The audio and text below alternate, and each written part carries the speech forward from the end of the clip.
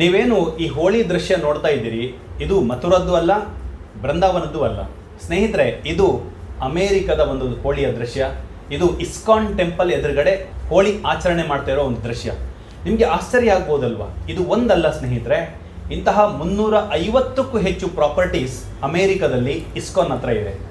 ಇದನ್ನು ಕೇಳಿ ನಿಮಗೆ ಆಶ್ಚರ್ಯ ಆಗ್ಬೋದು. 350 ಪ್ರಾಪರ್ಟೀಸ್. ಸೊ ಒಂದು ಅಪ್ಪಟ ಭಾರತೀಯ ಧಾರ್ಮಿಕ ಸಂಸ್ಥೆ ಅಮೇರಿಕಕ್ಕೆ ಹೋಗಿ ಇಷ್ಟೊಂದು ದೊಡ್ಡ ಪ್ರಾಪರ್ಟೀಸ್ ಹೇಗೆ ಮಾಡುತ್ತೆ? ನಿಮ್ಗೆಲ್ಲರಿಗೂ ಇದು ಕ್ವಶನ್ ಮಾಡೋಕ್ಕಾಗಿ ಉಳಿಬೋದಲ್ವಾ ಸ್ನೇಹಿತರೆ? ಇವತ್ತು ಅಂತಹದೇ ಒಂದು ಕೇಸ್ ಸ್ಟಡಿ ನಾನು ನಿಮ್ಮ ಮುಂದೆ ಇಡ್ತಾ ಇದ್ದೀನಿ. ಕಂಪ್ಲೀಟ್ ಕೇಸ್ ಸ್ಟಡಿ ಇಸ್ಕಾನ್ ಬಗ್ಗೆ ಈ ವಿಡಿಯೋದಲ್ಲಿ ನಾನು ಕೊಡ್ಲಿಕ್ಕೆ ಸಾಧ್ಯ ಆಗೋದಿಲ್ಲ. So in future going forward ಆ ವಿಡಿಯೋದಲ್ಲಿ ನಾನು ಕೊಡ್ತಾ ಹೋಗ್ತೀನಿ. ಸ್ನೇಹಿತರೆ, ಒಂದು ಸ್ಟ್ರಾಟಜೀಸ್ ಇನಿಷಿಯಲ್ ಡೇಸ್ ಅಲ್ಲಿ ಯಾವ ಸ್ಟ್ರಾಟಜೀಸ್ ಅವರು ಯೂಸ್ ಮಾಡಿದ್ರು ಅಮೇರಿಕಾದಲ್ಲಿ ಅಂದ್ಬಿಟ್ಟು, ಯಾರೆಲ್ಲ ನಮ್ಮ ಯೂಟ್ಯೂಬ್ ಚಾನಲ್ ಅನ್ನು ಸಬ್ಸ್ಕ್ರೈಬ್ ಮಾಡ್ಕೊಂಡಿಲ್ಲ ದಯವಿಟ್ಟು ಸಬ್ಸ್ಕ್ರೈಬ್ ಮಾಡ್ಕೊಳ್ಳಿ ಅಂಡ್ ಶೇರ್ ಮಾಡಿ. ಈ ವಿಡಿಯೋವನ್ನು ಎಷ್ಟು ಜನರಿಗೆ ಸಾಧ್ಯ ಆಗುತ್ತೆ ಅಷ್ಟು ಜನರಿಗೆ ಶೇರ್ ಮಾಡಿ, ಸೊ ದಟ್ ಕನ್ನಡವನ್ನು ಸಹ ಬೆಳೆಸಬಹುದು, ನಿಮ್ಮ ಸ್ನೇಹಿತರಿಗೆ ಸಹ ಹೆಲ್ಪ್ ಮಾಡಬಹುದು ಬಿಸ್ನೆಸ್ ಅಲ್ಲಿ ಇಂಪ್ಲಿಮೆಂಟ್ ಮಾಡೋಕ್ಕೆ ಇಂತಹ ಕೇಸ್ ಸ್ಟಡಿಗಳನ್ನು. ಸ್ನೇಹಿತರೆ, ಇಂತಹ ಕೇಸ್ ಸ್ಟಡೀಸ್ಗಳನ್ನು ನೀವು ಕೇಳ್ತಾ ಹೋದಾಗ ನಿಮ್ಮ ಬಿಸ್ನೆಸ್ ನಲ್ಲಿ ಯಾವ ಸ್ಟ್ರಾಟಜೀಸ್ ಅನ್ನು ಯೂಸ್ ಮಾಡಬಹುದು, ಇದರ ಮಾರ್ಕೆಟಿಂಗ್ ಆಗಿರ್ಬೋದು, ಬ್ರ್ಯಾಂಡಿಂಗ್ ಆಗಿರ್ಬೋದು, ಸಪ್ಲೈ ಚೈನ್ ಆಗಿರ್ಬೋದು, ಇಂತಹವೆಲ್ಲಗಳನ್ನು, ಕಸ್ಟಮರ್ ಸರ್ವಿಸ್ ಆಗಿರ್ಬೋದು, ಇದೆಲ್ಲ ಸ್ಟ್ರಾಟಜೀಸ್ಗಳನ್ನು ನಿಮ್ಮ ಬಿಸ್ನೆಸ್ ಫೀಲ್ಡ್ ಅಲ್ಲಿ ನೀವು ಹೇಗೆ ಯೂಸ್ ಮಾಡ್ಕೊಳ್ಬೋದು, ಇಂಪ್ಲಿಮೆಂಟ್ ಮಾಡ್ಕೊಳ್ಬೋದು ಅನ್ನೋದು ನಿಮಗೆ ಗೊತ್ತಾಗುತ್ತೆ. ಸ್ನೇಹಿತರೆ, ಈಗ ನಾನು ಇಸ್ಕಾನ್ ಟೆಂಪಲ್ನ ಒಂದು ಮಾರ್ಕೆಟಿಂಗ್ ಸ್ಟ್ರಾಟಜಿಯನ್ನು ರಿವೀಲ್ ಮಾಡ್ತೀನಿ. ಹಾಗಾದ್ರೆ ಮಾರ್ಕೆಟಿಂಗ್ ಅಂದ್ರೆ ಏನು ಹೇಳಿ?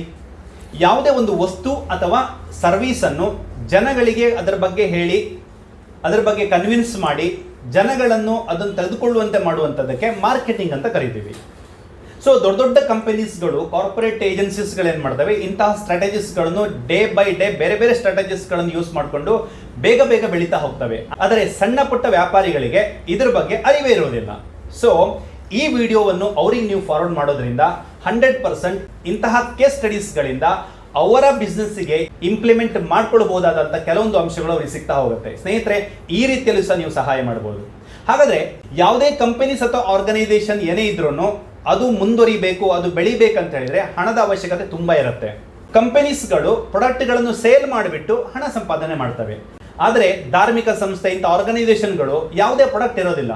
ಇಂತಹ ಆರ್ಗನೈಸೇಷನ್ ಅಥವಾ ಧಾರ್ಮಿಕ ಸಂಸ್ಥೆಗಳು ಕೇವಲ ಡೊನೇಷನ್ ಮುಖಾಂತರ ಹಣ ಸಂಗ್ರಹಣೆ ಮಾಡಬಹುದು ಬಿಟ್ರೆ ಬೇರೆ ಯಾವುದು ಸೋರ್ಸಸ್ ಅವರ ಹತ್ರ ಇರೋದಿಲ್ಲ.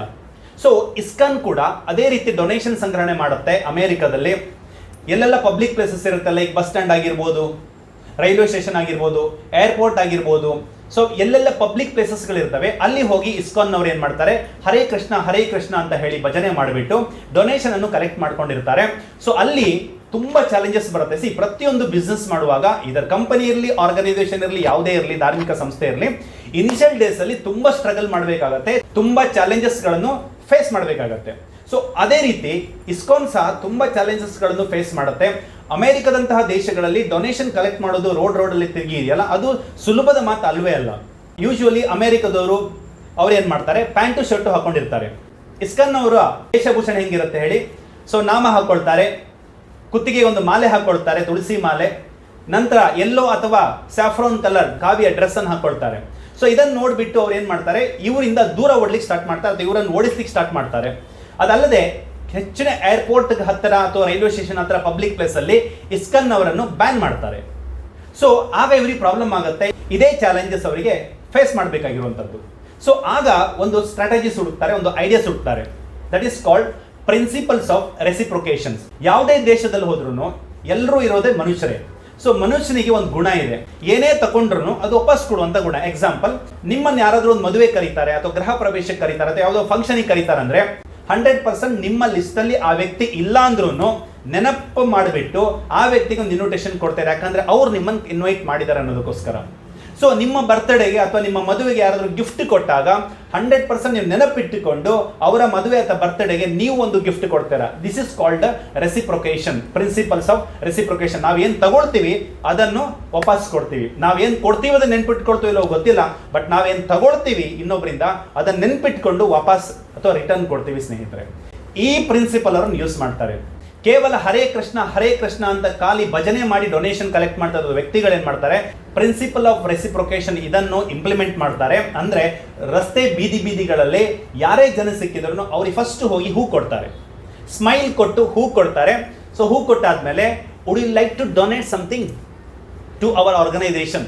ಅಂದರೆ ನೀವೇನಾದರೂ ಡೊನೇಷನ್ ಮಾಡಲಿಕ್ಕೆ ಬಯಸ್ತೀರ ನಮ್ಮ ಆರ್ಗನೈಸೇಷನಿಗೆ ಅಂದ್ಬಿಟ್ಟು ಪೊಲೈಟ್ ಆಗಿ ಕೇಳ್ತಾರೆ. ಸೊ ನೀವು ಈಗ ಆ ಪ್ಲೇಸಲ್ಲಿ ನೀವಿದ್ರೆ ಏನು ಮಾಡ್ತೀರಾ? ಕಮೆಂಟ್ ಮಾಡಿ.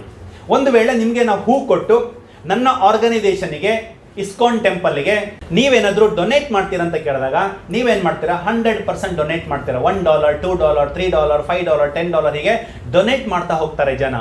ಸೊ ಇವರಿಗೆ ಇದು ವರ್ಕ್ ಆಗುತ್ತೆ. ಪ್ರಿನ್ಸಿಪಲ್ ಆಫ್ ರೆಸಿಪ್ರೊಕೇಷನ್ ವರ್ಕ್ ಆಗುತ್ತೆ. ಇವ್ರು ಏನು ಮಾಡ್ತಾರೆ, ನಾವು ಯಾಕೆ ಹೂ ಸಣ್ಣ ಐಟಮ್ ಹೂ ಕೊಡಬೇಕು, ನಾವು ಯಾಕೆ ಭಗವದ್ಗೀತೆಯನ್ನು ಜನಗಳಿಗೆ ಕೊಡಬಾರ್ದು ಅಂತ ಹೇಳಿ ಭಗವದ್ಗೀತೆಯನ್ನು ಪ್ರಿಂಟ್ ಹಾಕಿಸ್ತಾರೆ. ರಸ್ತೆ ಬದಿಯಲ್ಲಿ ಹೋಗ್ಬಿಟ್ಟು ಹರೇ ಕೃಷ್ಣ ಅಂತ ಹೇಳಿ ಸೊ ಭಗವದ್ಗೀತೆಯನ್ನು ಜನಗಳಿಗೆ ಕೊಟ್ಬಿಟ್ಟು ಅವರು ಅಲ್ಲಿಂದ ಡೊನೇಷನ್ ಕಲೆಕ್ಷನ್ ಮಾಡ್ಲಿಕ್ಕೆ ಸ್ಟಾರ್ಟ್ ಮಾಡ್ತಾರೆ. ಹೂ ಕೊಟ್ಟಿದ್ದಕ್ಕೆ $1, $2, $3, $4 ಸಿಗ್ತಾ ಇದ್ದಂಥದ್ದು ಭಗವದ್ಗೀತೆ ಕೊಟ್ಟಾಗ ಅವರಿಗೆ $10, $20, $50, $100 ಈ ರೀತಿ ಸಿಗ್ತಾ ಹೋಯ್ತು ಸ್ನೇಹಿತರೆ. ಈ ರೀತಿ ಡೊನೇಷನ್ ಕಲೆಕ್ಟ್ ಮಾಡ್ತಾ ದೊಡ್ಡ ಪ್ರಾಪರ್ಟಿಯನ್ನು ಮಾಡ್ತಾರೆ ಸ್ನೇಹಿತರೆ. ಸೊ ಇದೇ ಪ್ರಿನ್ಸಿಪಲ್ ಅನ್ನು ಅಮೆರಿಕದಲ್ಲಿ ಆಮ್ವೆ ಇಂಪ್ಲಿಮೆಂಟ್ ಮಾಡುತ್ತೆ. Principle of reciprocation. ಆಮ್ವೆ ಯಾವಾಗ ಡೋರ್ ಟು ಡೋರ್ ಸೇಲ್ ಮಾಡಕ್ ಹೋಗುತ್ತೆ 40% ಅಂತ ಹೇಳಿದ್ರೆ 10 ಜನರಲ್ಲಿ 4 ಜನ ಎಸ್ ಅಂತ ಹೇಳ್ತಾ ಇದ್ರು. ಬೇರೆಯವರಿಗೆ 1 or 2% ರೇಷಿಯೋಸ್ ಮಾತ್ರ ಸಕ್ಸಸ್ ಆಗ್ತಾ ಇತ್ತು. ಯಾಕಂದ್ರೆ ಆಮ್ವೆ ಯೂಸ್ ಮಾಡಿದ್ದು ಇದೇ ಪ್ರಿನ್ಸಿಪಲ್ ಆಫ್ ರೆಸಿಪ್ರೊಕೇಷನ್. ಅಂದ್ರೆ ಆಮ್ವೆ ಅಲ್ಲಿ ಅವ್ರ ಹತ್ರ ಇರುವ ಎಲ್ಲಾ ಪ್ರಾಡಕ್ಟ್ಗಳನ್ನು ಸಣ್ಣ ಸ್ಯಾಂಪಲ್ಗಳನ್ನು ಮಾಡಿ ಬುಟ್ಟಿಯಲ್ಲಿ ಇಟ್ಕೊಂಡು ಮನೆ ಡೋರ್ ಹತ್ರ ಹೋಗ್ಬಿಟ್ಟು ಬೆಲ್ ಮಾಡ್ತಾರೆ.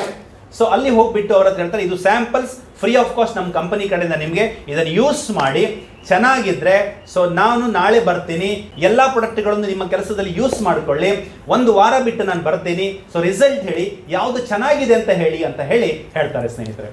ಮೊದಲೇ ಫ್ರೀ ಕೊಟ್ಟರೆ ಜನ ಬೇಡ ಅಂತ ಹೇಳಲ್ಲ, ಗಿಫ್ಟ್ ಆಗಿ ಕೊಟ್ಟರೆ ಬೇಡ ಅಂತ ಹೇಳಲ್ಲ ಜನ. ಸೊ ಎಕ್ಸೆಪ್ಟ್ ಮಾಡ್ಕೊಳ್ತಾರೆ, ತಗೊಳ್ತಾರೆ. ಆಬ್ವಿಯಸ್ಲಿ ಅವ್ರು ಏನು ಮಾಡ್ತಾರೆ, ಅಟ್ಲೀಸ್ಟ್ ಬುಟ್ಟಿ ತಗೊಳ್ಲಿಕ್ಕಾದ್ರೂ ಬರ್ತಾರಲ್ವಾ. ಸೊ ಆ ಟೈಮಲ್ಲಿ ಯಾವ ಪ್ರಾಡಕ್ಟ್ ಇಷ್ಟ ಆಗಿದೆ ಅಂತ ಕೇಳ್ತಾರೆ. ಒಂದು 10-15 ಪ್ರಾಡಕ್ಟ್ ಇದ್ರೆ 4-5 ಪ್ರಾಡಕ್ಟ್ ತೋರಿಸ್ತಾರೆ. ಆ 4-5 ಪ್ರಾಡಕ್ಟ್ ಅನ್ನು ರೆಗ್ಯುಲರ್ ಆಗಿ ಯೂಸ್ ಮಾಡ್ಲಿಕ್ಕೆ ಹೇಳ್ತಾರೆ. ಈ ರೀತಿ ಆಮ್ವೆ ಅಮೆರಿಕದಲ್ಲಿ ಬಿಸ್ನೆಸ್ ಮಾಡುತ್ತೆ ಸ್ನೇಹಿತರೆ, ಯೂಸಿಂಗ್ ಪ್ರಿನ್ಸಿಪಲ್ ಆಫ್ ರೆಸಿಪ್ರೊಕೇಷನ್. ಸ್ನೇಹಿತರೆ, ಇದು ಆಮ್ವೆ ಮಾತ್ರ ಅಲ್ಲ, ಸಣ್ಣ ಪುಟ್ಟ ವ್ಯಾಪಾರಿಗಳು ಸಹ ಇದನ್ನು ಯೂಸ್ ಮಾಡ್ತಾರೆ. ಇವತ್ತಿನ ದಿನದಲ್ಲಿ ತಗೊಂಡು ಹೋದ್ರೆ ಜ್ಯುವೆಲ್ಲರಿ ಆಗಿರ್ಬೋದು, ಬಟ್ಟೆ ಶೋರೂಮ್ಗಳಾಗಿರ್ಬೋದು. ನೀವು ಬಟ್ಟೆ ಶೋರೂಮಿಗೆ ಹೋದಾಗ, ಜ್ಯುವೆಲ್ಲರಿಗೆ ಹೋದಾಗ ಅವ್ರು ಏನು ಮಾಡ್ತಾರೆ, ಫಸ್ಟ್ ನಿಮಗೆ ಕೂಲ್ ಡ್ರಿಂಕ್ಸ್ ಕೊಡ್ತಾರೆ, ಅಥವಾ ಅಲ್ಲಿಯ ಲೋಕಲ್ ತಿಂಡಿ ಏನಾದರೂ ಫೇಮಸ್ ಆಗಿದ್ರೆ ಅದನ್ನು ತರಿಸಿ ಕೊಡ್ತಾರೆ. ನಿಮ್ಮ ಮಕ್ಕಳಿಗೆ ಚಾಕ್ಲೇಟ್ ಅಥವಾ ಟಾಫಿ ಕೊಡ್ತಾರೆ. ಆ ರೀತಿ ನೀವು ಬಟ್ಟೆ ನೋಡಬೇಕಾದ್ರೆ ನಿಮಗೆ ಬೇಡ ಅನಿಸಿದ್ರು ಸಹ ಯಾವುದಾದ್ರೂ ಒಂದು ವಸ್ತುವನ್ನು ನೀವು ಪರ್ಚೇಸ್ ಮಾಡ್ತೀರಾ. This is called principle of reciprocation. So ಇದಕ್ಕೆ ಹೇಳು ಸ್ನೇಹಿತರೆ, ನಿಮ್ಮ ಬಿಸ್ನೆಸ್ ಅಲ್ಲಿ ಈ ಪ್ರಿನ್ಸಿಪಲ್ ಅನ್ನು ಎಲ್ಲಿ ಯೂಸ್ ಮಾಡ್ಬೋದು, ಹೇಗೆ ಯೂಸ್ ಮಾಡ್ಬೋದು ಅಂತ ನೋಡಿ. ಆ್ಯಂಡ್ ನಿಮ್ಗೆ ಏನಾದರೂ ಡೌಟ್ ಇದ್ರೆ ನಿಮ್ಮ ಬಿಸ್ನೆಸ್ ಅಲ್ಲಿ ಯಾವ ಸ್ಟ್ರಾಟಜೀಸ್ ಯೂಸ್ ಮಾಡ್ಬೋದು to attract more and more customers, attract ಮಾಡಲಿಕ್ಕೆ, ನಿಮ್ಮ ಬಿಸ್ನೆಸ್ ಅನ್ನು ನೆಕ್ಸ್ಟ್ ಲೆವೆಲ್ ತಗೊಂಡೋಗಲಿಕ್ಕೆ ಏನು ಪ್ಲಾನ್ ಮಾಡ್ಬೋದು, ನಿಮ್ಮ ಬಿಸ್ನೆಸ್ ಅನ್ನು ಗ್ರೋತ್ ಮಾಡೋಕ್ಕೆ ಯಾವ ಪ್ರಿನ್ಸಿಪಲ್ ಅನ್ನು ಯೂಸ್ ಮಾಡ್ಬೋದು ಅಂತ ಏನಾದರೂ ಡೌಟ್ ಇದ್ರೆ ಕೆಳಗೆ ಕಾಣ್ತಿರೋ ನಂಬರಿಗೆ ನೀವು ಡಯಲ್ ಮಾಡಿ. ಸೊ ದಟ್ ನಾವು ನಿಮಗೆ ಸಪೋರ್ಟ್ ಮಾಡ್ತೀವಿ ಅಂತ ಹೇಳ್ತಾ, all the best. Thank you so much. Bye.